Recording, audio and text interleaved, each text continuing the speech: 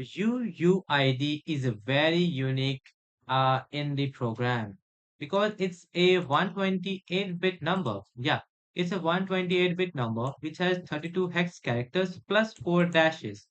And what was the issue in our previous code, which I called a bug, is that I actually directly comparing the length of this ID being not equal to 32, and it always return be not equal to 32 whenever I provide it a actual UUID, because it's a 32 hexadecimal characters with 4 hyphens. Okay, so it automatically a 36 characters.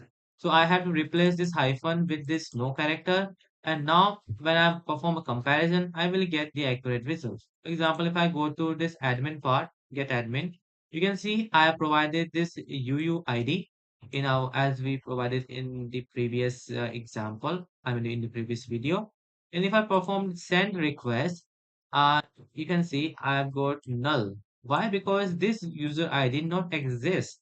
Let me copy this part, and you can see if I go to this part of the table and try to search, okay, let me try to search being equal to, let me place this value at here, and it's for the ID. And if I perform the select action, you can see I got no rows.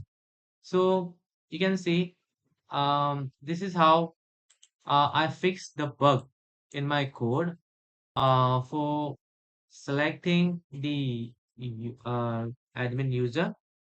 Okay, and this much is for this video. If you find this video valuable, don't forget to like it, share with your friends, and also subscribe to the channel. And if you want some freelancing services for me, then the link is in the description below. Go and check it out. I'm your friend Abhishek Roka, and I will see you next time.